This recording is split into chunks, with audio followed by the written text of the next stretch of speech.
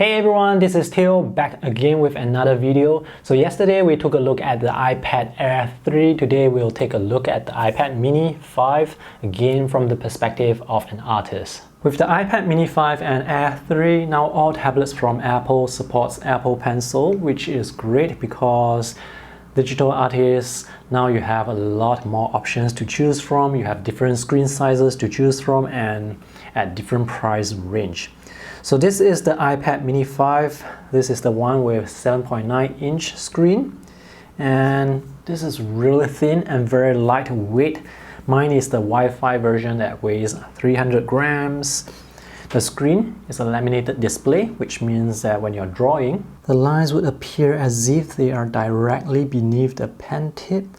There is no gap between the line and the pen tip. So when you're drawing, the lines would appear as if they are on the surface of the glass, not a distance away. Just for comparison purposes, let me show you how the lines would look like on the iPad 6 without the laminated display. So can you see the gap between the line and the pen tip?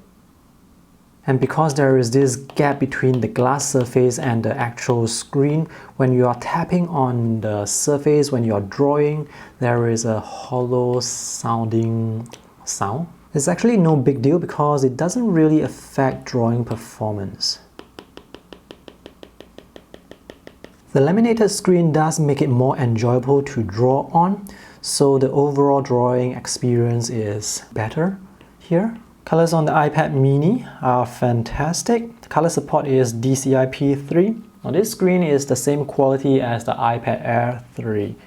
The brightness is up to 500 nits, so if you want to use this outdoors under sunny conditions, you will still be able to see the vibrant colors and good contrast. But if you are under sunny conditions, the auto brightness would push the brightness all the way up, and when you're drawing, you're going to feel the heat coming off the screen. At maximum brightness, not only does it give out more heat, it also consumes more battery power. If you're drawing on this at maximum brightness, I would say maybe you can get 6 hours of battery life. Battery life really depends on the brightness and on what you're doing with the iPad Mini. If you're just watching videos, doing documents, writing emails, then you're going to get 8 hours, 9 hours, or maybe 10 hours. Battery life of the iPad Mini, it's excellent. The resolution of this screen is 2048 by 1536. This is the same resolution that is used in the iPad 6, so it's just that everything is shrunk down to fit the 7.9-inch screen. Let me open up this Apple fanboy file. Both tablets have the same resolution, but because the screen here is smaller, everything looks a bit sharper. And notice the reflection. So Apple says they have some anti-reflection coating on the screen, and let's compare that to the iPad 6, which doesn't have that coating. So the reflection, it's a bit more muted on the iPad Mini and also on the iPad Air 3. And now I have the iPad Mini on the screen of the normal iPad. You can see how compact, how small this is. This is almost the same size as the screen on the normal iPad. And at this size, you can hold it very comfortably with one hand. Let me compare this to an A5 sketchbook. So the iPad Mini is almost exactly the same size as an A5 sketchbook, but the drawing area is of course smaller because the screen doesn't go up all the way to the edges. So there are quite big bezels at the top and the bottom here, and smaller ones on the sides here. The thicker bezels make it more comfortable to hold the iPad horizontally like this because there is more area for your thumb to rest on. And usually when I'm holding the iPad horizontally, I would have the fingerprint sensor on the other side so that I won't hit it accidentally with my little finger here. And also the power button is now here, so I don't accidentally press it here. Hitting the fingerprint sensor and the power button is more of an issue with the iPad Mini because this size is smaller. There is not a lot of ways you can hold the iPad Mini. But with the larger iPads, when you're holding, you can have the hand further away from those buttons. And because the screen is larger, you can actually rest your palm away from the fingerprint sensor. I would consider the resolution of the iPad Mini to be quite high, but even though it's high, if you have a lot of palettes on the screen like this, they are still going to block off quite a huge portion of the screen. So depending on the software you're using, sometimes you have all these palettes blocking. When I'm drawing, I definitely would turn all these palettes off. With Procreate, the user interface is very streamlined, it's very nice, you have a lot of space to draw with, but with certain apps, you're going to get these palettes. This is a sketch that I drew on the train while I was standing. I was holding the iPad mini like this with a full grip. This is the safest way to hold the iPad mini. I could have held it like this, but this is not as secure because my thumb is actually resting on the edge of the iPad. And when I was drawing, the first thing I realized is this screen size is small, so there's no area for me to rest my palm. So I have to rest my palm on my fingers here to see more of the screen. If you're holding it like this, if you want to rest your palm on the screen, your hand is going to cover a larger portion of the screen. And also when I'm drawing like this, it is not as comfortable as resting the palm on the screen. So I find that I'm actually drawing from a higher position. And because I'm drawing from a higher position with my hand elevated, I feel like I don't have as much control compared to me resting my palm on the screen, because when you have your palm on the screen, there is support, your hand doesn't move as much. But when your hand is above the screen like this, it's going to move quite a lot. If you're using this on the table, then you're not going to have those issues, because now you have the support of the table and you can see more of your screen without your hand blocking. Pressure sensitivity support is fantastic. Right now I am drawing with the least amount of pressure. So as long as the pen tip is on the glass, as long as it is touching the glass, you will be able to get a line. And these are the thicker strokes. The Apple Pencil is very accurate. The line is always directly beneath the pen tip. And if you are drawing very fast, it seems like the line appears almost instantly. The lines also transition from thin to thick very easily, very smoothly, very nicely. Even though this screen doesn't have the 120 Hz ProMotion, the lines, they still come out almost instantly. I don't really notice any lag. If you are drawing very fast, you will still see a gap between the line as it catches up with the pen tip. But if you are drawing at moderate speed, then the gap will not be that big. There will still be a gap, but it's not going to be that big.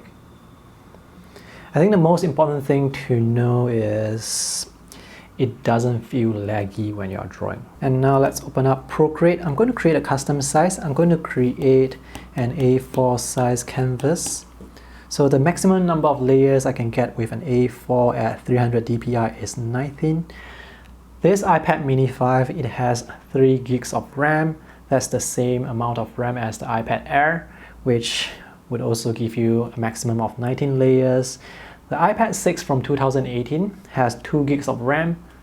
That iPad, the normal iPad, would give you 19 layers as well. With the iPad Pro 2018 with 4 gigs of RAM, you can get up to 57 layers, which is 3 times the number of layers you can get with the smaller iPads. 19 layers for an A4 canvas at 300 dpi is definitely more than enough for me to work with.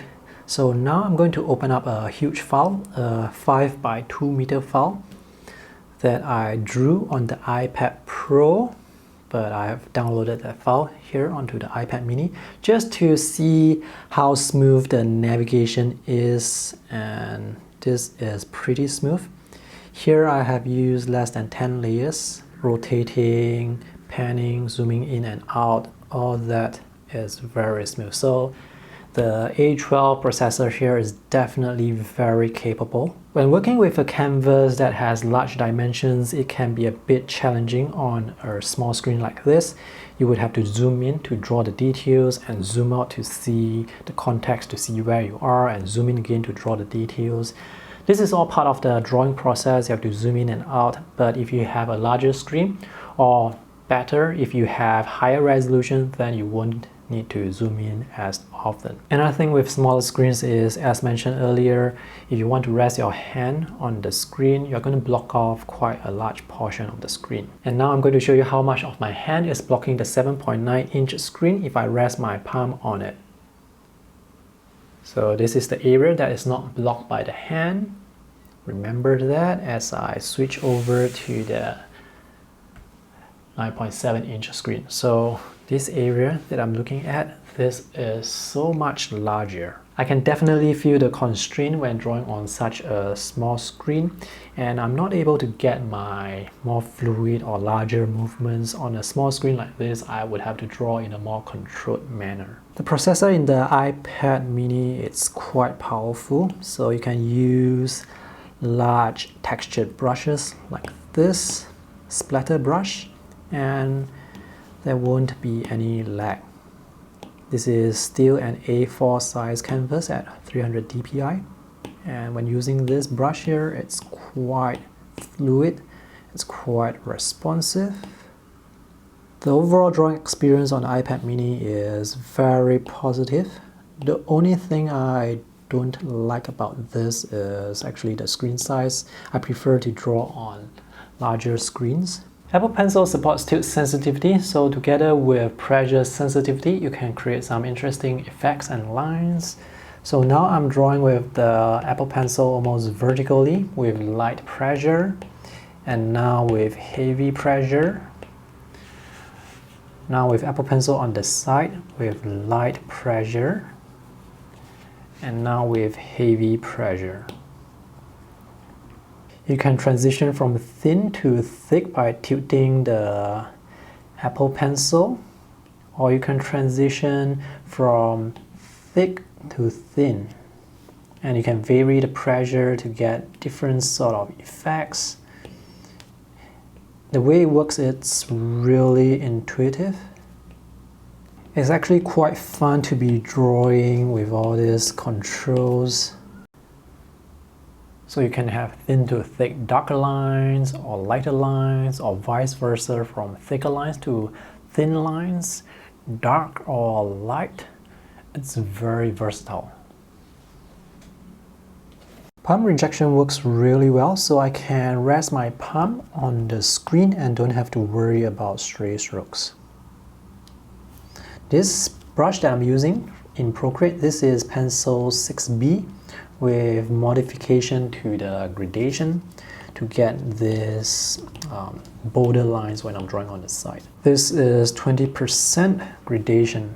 The overall drawing performance of the iPad mini 5 and the Apple Pencil is fantastic. The drawing performance is actually not very different compared to the iPad Pro. The only thing that affects drawing experience and drawing satisfaction is actually the screen size. Personally, for me, I find this screen to be a bit too small. I prefer to draw on larger screen, so working on such a small screen feels a bit limiting to me. But that's the compromise you would have to make to get a tablet so small, so lightweight, so compact. This is very portable. If I put this in my bag, I won't feel the extra weight at all. So this is a very solid product. I think I've pretty much covered everything I wanted to say, so that's all for today's review. If you have any questions, let me know in the comments section. Thanks for watching. I hope this video is helpful. See you in the next one. Bye!